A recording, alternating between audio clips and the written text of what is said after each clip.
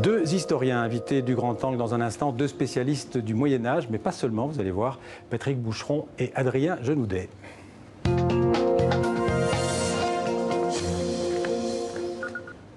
Bonjour à tous les deux. Patrick Boucheron, bonsoir. Bonjour. Adrien Genoudet aussi, bonsoir. Bonjour. Alors, vous vous connaissez bien puisque vous avez été l'élève, je crois, Adrien, de Patrick Boucheron. Oui, tout à fait. Oui. Et aujourd'hui, vous êtes son assistant au Collège de France.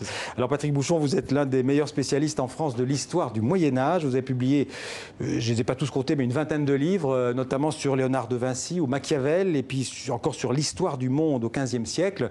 Et puis, parmi d'autres, en 2017, un livre qui a fait pas mal de vagues, l'histoire mondiale de la France, qui vient d'ailleurs de ressortir.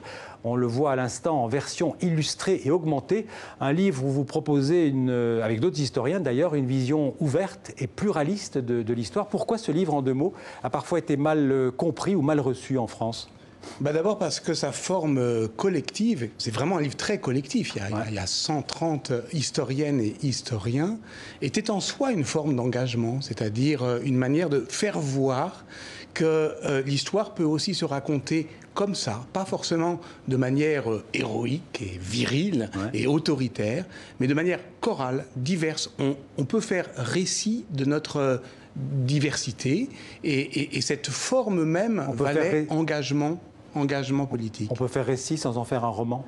Oui, parce que, au fond, si ce livre était quelque chose de littéraire, il serait davantage un recueil de nouvelles qu'une grande fresque romanesque. Ouais. Comme l'histoire l'est parfois. Mais d'une certaine manière, on a tort de dire roman historique parce que le légendaire national est un livre d'images. Et c'est pourquoi nous avons souhaité, dans cette nouvelle édition, plus accessible encore, et sans doute plus agréable, plus flatteuse, plus grande, plus colorée, y mettre des images parce que, au fond, l'image n'est pas simplement là pour illustrer, elle est là aussi pour convaincre. Et ça, Adrien Genoudet le sait bien. On va en parler avec Adrien Genoudet. Vous êtes, vous aussi, donc un passionné d'histoire, aussi d'images et de cinéma. Vous avez réalisé, je crois, plusieurs cours, des moyens et même des longs métrages. Vous travaillez sur l'histoire, sur l'écriture de l'histoire par l'image, ce que vous appelez les écritures visuelles du temps historique. Est-ce que vous pouvez nous expliquer en quelques mots ? Oui, en quelques mots, je dirais que c'est essayer de se concentrer le plus possible sur aller au-delà de du simple fait que les images donnent à voir quelque chose. Elles voyagent dans le temps, elles sont accompagnées de discours au fil des années, elles vont être produites à un moment donné, puis être accompagnées, utilisées par des pouvoirs évidemment, mais aussi par tout type de citoyens. Et au cours du temps, on utilise les images, on les regarde, on se les partage. Et à mon sens, plus le temps passe sur les images, plus dans un autre sens, elles impriment elles aussi une sorte d'écriture chronologique. Alors, c'est vraiment essayer de s'intéresser à cette écriture chronologique du temps, qui est une des bases du métier d'historien, par ce voyage des images. Ce qui veut dire que pour vous, pour l'historien que vous êtes, l'histoire passe aussi d'abord par les mots, mais aussi par les images. C'est ça aussi que ça veut dire ? Alors, de toute façon, quand on parle des images, on parle nécessairement aussi des mots, vu qu'on y accole constamment des mots et des discours. Donc, dès lors qu'on parle des images, on est nécessairement obligé de s'intéresser aux discours qui les accompagnent. Donc, c'est vraiment une interrelation, un lien qui se tisse entre les deux et qu'il est temps, qu'on doit, à mon avis, prendre pleinement au sérieux. Tout à fait. Alors Patrick Boucheron, vous êtes professeur au Collège de France depuis décembre 2015. Vous pouvez nous rappeler en deux mots, pour tous ceux qui nous suivent aux quatre coins du monde, l'originalité du Collège de France ? C'est qu'on y enseigne la recherche en train de se faire. C'est-à-dire que les professeurs viennent exposer, mais dans les deux sens du terme, à la fois mettre en scène et mettre en danger ce qu'ils sont en train de fabriquer. De la science, tout type de science. On trouve de la médecine, de la biologie, de la physique, de la chimie, mais aussi des humanités, de l'archéologie, de la philologie, de l'histoire de temps en temps.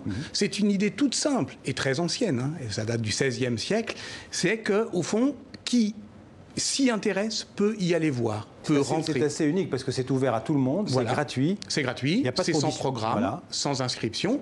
Et si on ne veut pas ou on ne peut pas pousser les portes du collège, donc place Marcellin Berthelot à Paris, on peut voir tous les cours sur le podcast ou même... Parce qu'ils sont donc filmés et on peut les voir sur Internet. On peut les entendre sur France Culture. On a tous les moyens, au fond, de partager ce savoir. Alors je signale qu'à partir de janvier prochain, vous allez donner un nouveau cours au Collège de France, un cours intitulé « Les inventions du politique expérimentation médiévale » au pluriel, pour tous ceux qui pourraient y assister. Donc allez voir les dates sur le site du Collège de France. En général, c'est le mardi, je crois, de 11h à midi. Exactement. Alors qu'est-ce que justement, on parlait de médiéval, qu'est-ce que le Moyen-Âge a inventé d'un point de vue politique? Tous les types d'élections, de suffrages, de délibération, c'est-à-dire au fond notre vocabulaire politique, eh bien d'une certaine manière, il s'origine là aussi. Alors évidemment, on va parler de la démocratie grecque et c'est une des possibilités de construire notre généalogie, mais il y en a d'autres. C'est une généalogie oubliée au fond de la modernité politique qui d'ailleurs a à voir avec des origines du gouvernement occidental dans l'Église. Donc de tout cela, je vais tenter de parler pour, au fond, compliquer notre rapport généalogique à nos origines politiques. Parce qu'en fait, quand on pense au Moyen-Âge, on pense souvent que c'est une époque où il ne se passe pas grand-chose. Peut-être des tournois entre chevaliers, mais vous dites, en fait, c'est tout le contraire de ce qu'on pourrait appeler l'obscurité du Moyen-Âge. La commune, par exemple. Moi, j'ai travaillé sur l'expérience communale. On a fait un séminaire et puis maintenant, effectivement, je vais tenter d'expliquer ça en cours très simplement. La commune, ça veut dire pas la commune, évidemment, qui y arrivera plus tard dans l'histoire de France. C'est la commune, les villes. Les villes, l'autogouvernement urbain, le fait que le bien commun se gère avec des procédures d'élection, de suffrage, de délibération.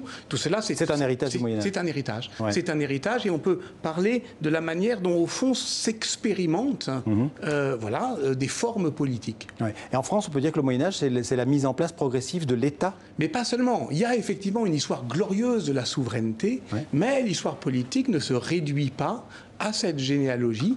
Il y a aussi des expériences, des expérimentations communales, territoriales. Voilà. Et c'est au fond cette diversité d'expériences que je voudrais tenter de cartographier. Alors Alain Génoudet, vous aussi, vous êtes un historien aussi du Moyen-Âge. Vous avez fait vos études. Enfin, comment dirais-je ? Patrick Boucheron a été votre professeur. Voilà, il a été mon professeur en master. Oui. J'avais fait une première formation en médiéval. D'accord. Et puis vous avez fait des études de cinéma aussi ? Après, j'ai commencé à réaliser, je réalisais déjà un petit peu des films, puis j'ai continué en fait un peu plus intensément à partir de là, tout en commençant un travail de doctorat, de thèse. Ouais. Voilà. Et puis vous avez aussi écrit notamment au moins un roman qui s'appelle L'étreinte, je crois en 2017, qui était inspiré du drame du Bataclan. Oui. L'histoire, c'est venu après ou en même temps ? Que tous ces travaux différents. Je pense que c'est quelque chose qui, de plus en plus, pour moi, est une évidence que de mêler cette écriture littéraire, l'écriture cinématographique, mais aussi l'écriture, je pense, en général de l'histoire elle-même. C'est-à-dire on parle bien d'écriture de l'histoire et toutes ces formes d'écriture me passionnent de plus en plus. J'ai même l'impression que je crois que j'ai le besoin de transcender cette seule écriture universitaire par des travaux plus, qu'on peut dire, oui, artistiques, même si je crois qu'il y a toujours une démarche artistique dans tout travail d'écriture, même chez un historien. Donc, alors, ça s'est toujours accompagné. Il y a quelque chose en plus qui vous réunit tous les deux, c'est la revue Entretemps, que vous avez, je crois, créée ensemble. La revue Entretemps, c'est une revue d'histoire gratuite, et c'est une revue, en fait, c'est une plateforme numérique. C'est une revue numérique, voilà. Une revue numérique d'histoire actuelle pour aujourd'hui, c'est-à-dire qui rend compte, là encore, de la diversité des mises en présence du passé par, évidemment, des historiens, mais pas seulement, des créateurs, des artistes. Vous considérez que c'est un service public de l'histoire ? Oui, parce que ça donne à voir, Adrien pourrait mieux en parler que moi, donc c'est entretemps, entre-temps.net. Oui, c'est ça. Alors ça, c'est bien de le signaler, c'est le site en fait sur lequel on peut voir effectivement cette revue qui est hébergée sur la chaire du Collège de France, qui est mienne, parce que j'estimais que c'était de mon devoir au fond de donner à voir justement toutes ces nouvelles formes, ces écritures numériques de l'histoire qui se trouvent aujourd'hui dispersées, mais que l'on doit justement peut-être éditorialiser, en faire la revue. C'est une revue, c'est aussi une plateforme d'échange. Les gens peuvent Alors, on a décidé envoyer des textes. C'est une revue qui est véritablement ouverte à tous. Et ça, je crois vraiment qu'on souhaite insister là-dessus avec Patrick Boucheron. C'est que dès le départ, on s'est évidemment rassemblés. On a rassemblé, on va dire, des personnes qui souhaitaient travailler avec nous. Mais dans le même temps, dès le départ, il y a eu cette idée d'élargir le plus possible, en tout cas, le spectre des participants. Je voudrais qu'on s'arrête un instant à cette photo. Je ne sais pas si on peut la revoir, cette photo de la guerre 14-18. C'est une photo en fait qui, puisqu'on commémore en fait en ce moment le 100e anniversaire de la Première Guerre mondiale. Oui. Voilà. Alors cette photo, on a l'impression que c'est une photo de Verdun, je pense, de 1916, mais en fait pas du tout. Expliquez-nous.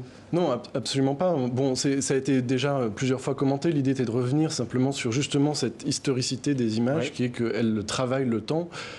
Cette image, donc, elle est extraite en fait d'un film de reconstitution, un grand film de reconstitution de 1928 qui s'appelle Verdun, Vision d'Histoire, de Léon Poirier, qui était dans son temps déjà un film commémoratif qui venait fêter les 10 ans de l'armistice, et donc qui est un film où Léon Poirier a regroupé en fait énormément de figurants, prioritairement même des anciens combattants qui ont rejoué en effet les Pour vous, combats. C'est un document historique malgré tout?